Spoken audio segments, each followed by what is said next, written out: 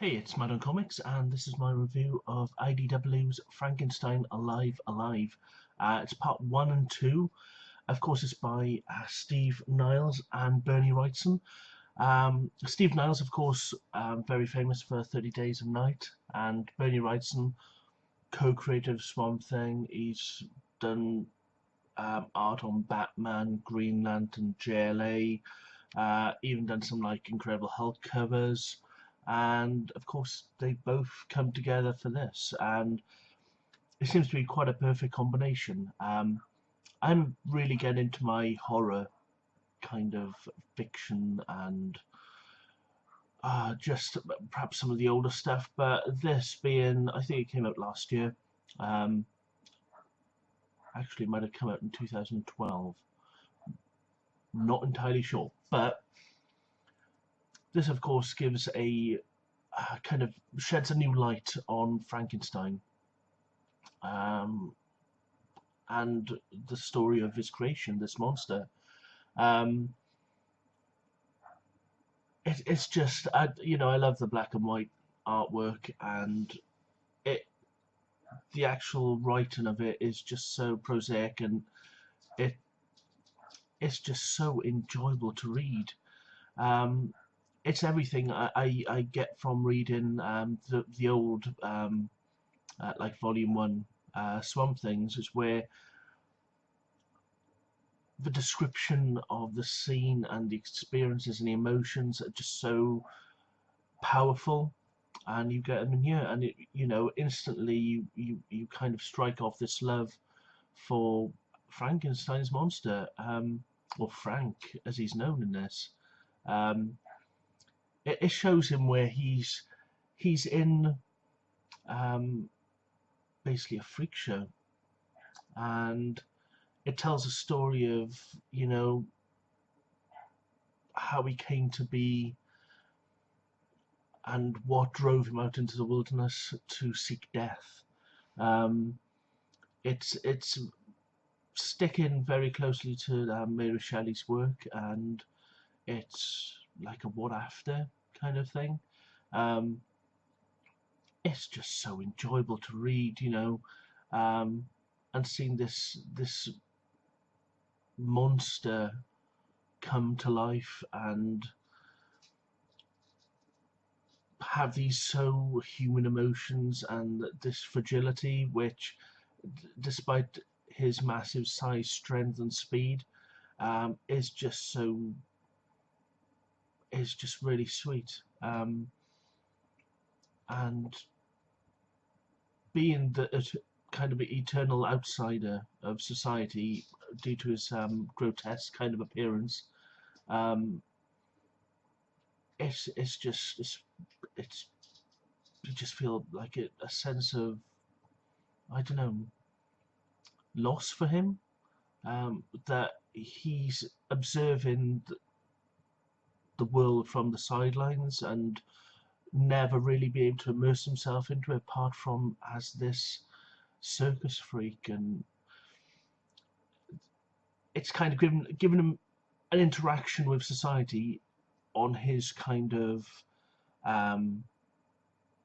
on his rules and in the manner of his choosing.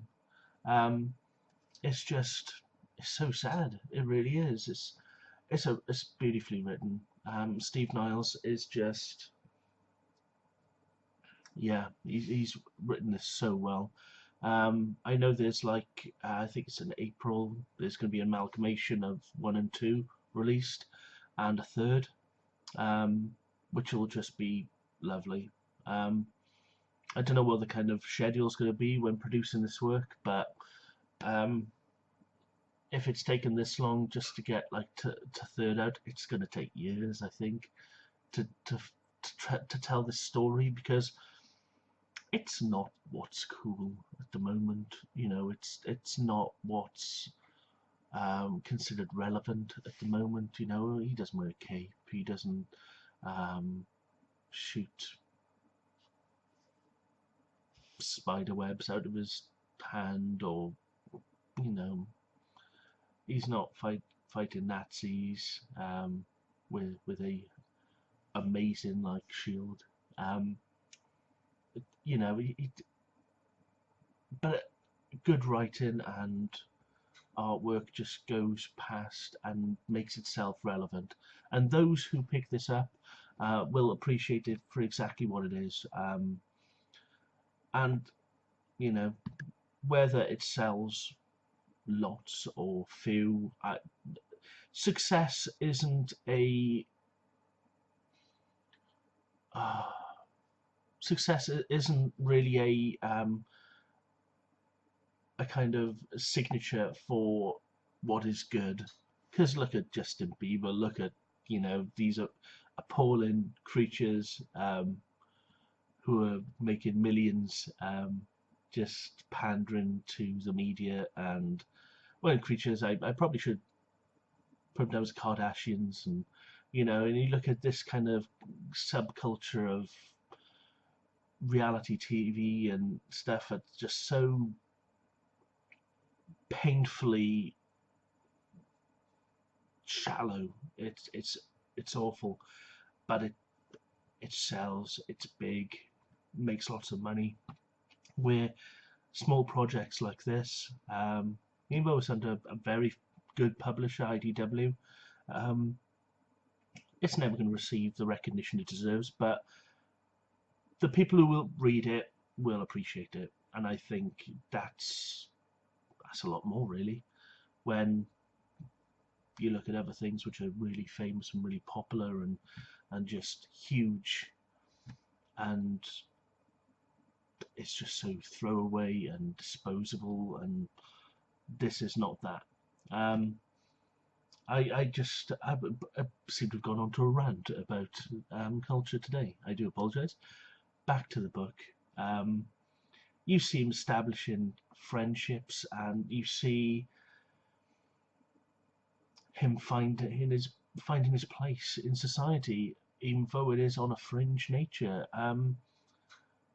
It's so enjoyable. Down to ratings. Writing 5. Artwork 5. You know, I love black and white work, and I feel it can give so much depth to the story, which color has the ability to do, but I think with black and white it punches that much harder. So please pick up this book. Try to pick it up in back issues, or pick it up when they amalgamate the 2 issues in April. But just pick it up.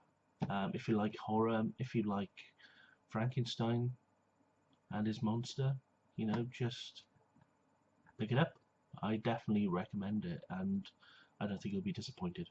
Anyway, have a lovely week, and please comment, subscribe, let me know what you thought, and have a great one. Bye.